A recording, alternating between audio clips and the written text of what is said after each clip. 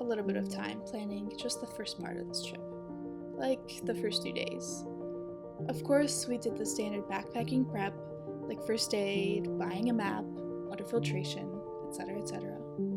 But overall, we were just 2 people with 10 days, with the intention of walking as far as we could in the Alps of Switzerland.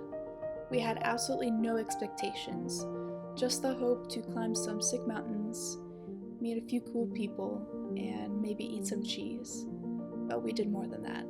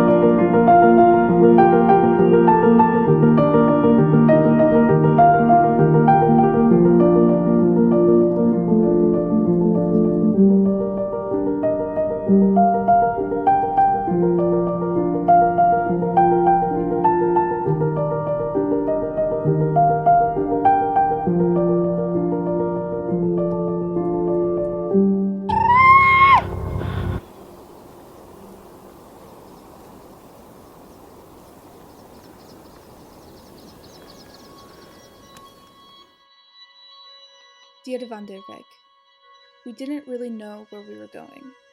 We just knew that we wanted to see Switzerland. We had been living in the town of Lausanne near Lac Léman for a few months now, so we wanted to take the chance that we had been given to see more of this beautiful country. We didn't have a lot of money, but we had equipment, a map, and a train ticket to the Swiss-German town of Wengen. We left at 4:44 a.m. on a quiet June morning, and after a few naps, 3 train changes, and one last civilized cup of coffee, we hit the trail.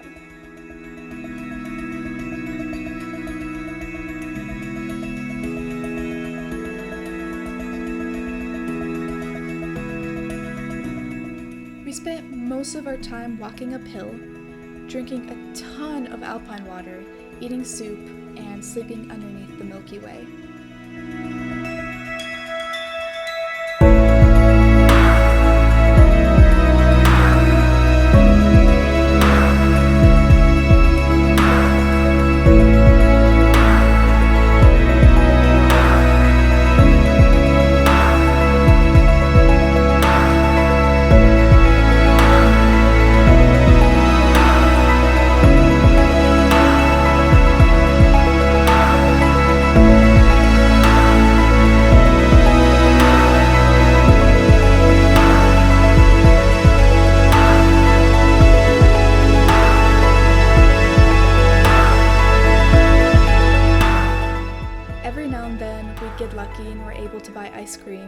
Some little Swiss chalet, which was much needed because Switzerland was in the middle of a major heat wave at the time. That being said, there was absolutely no one on the more remote parts of the trail.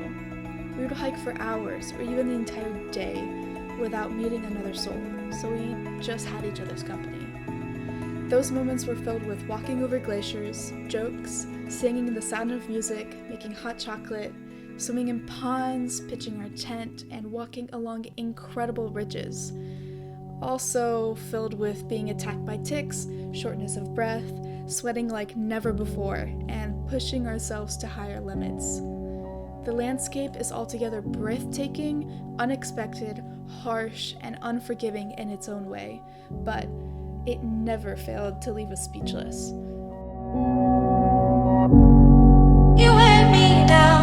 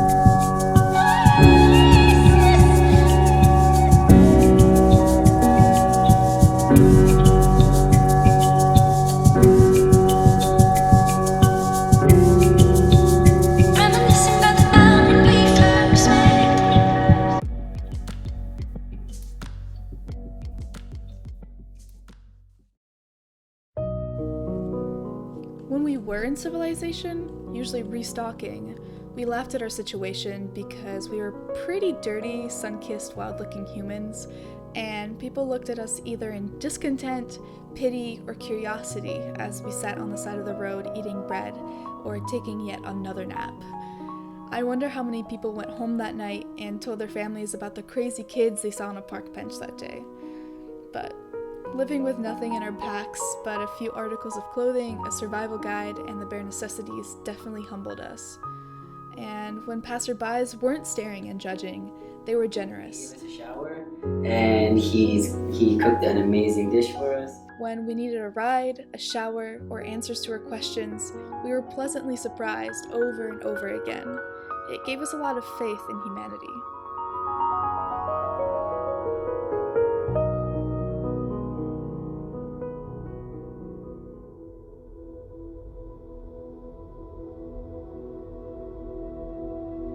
I'm incredibly happy that we went out on the trail. Life was as simple as it could get. We didn't need anything else than what we were carrying. And without you, Wanderweg, we wouldn't have seen or done the things that we did.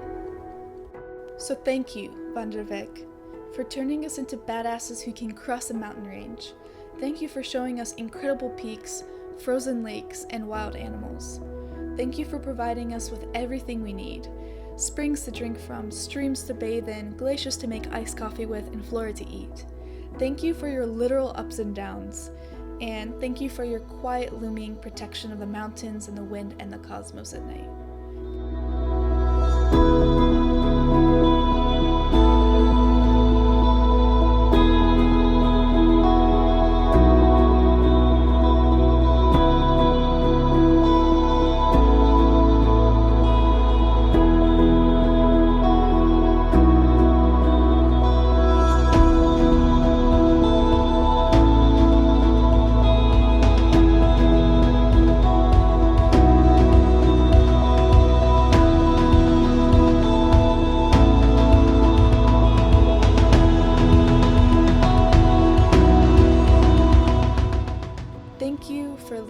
To the places that we only had dreamed of before.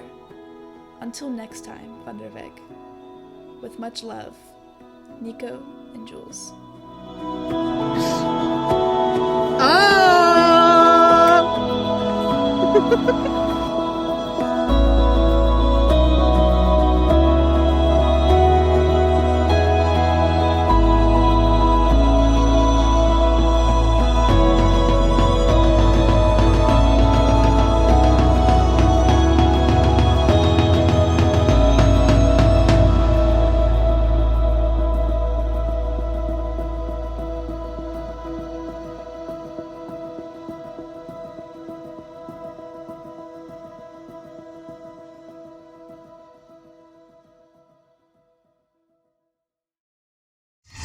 Desperation at its finest.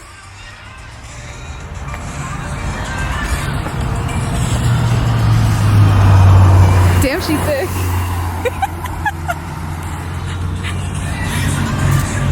He was my type anyway.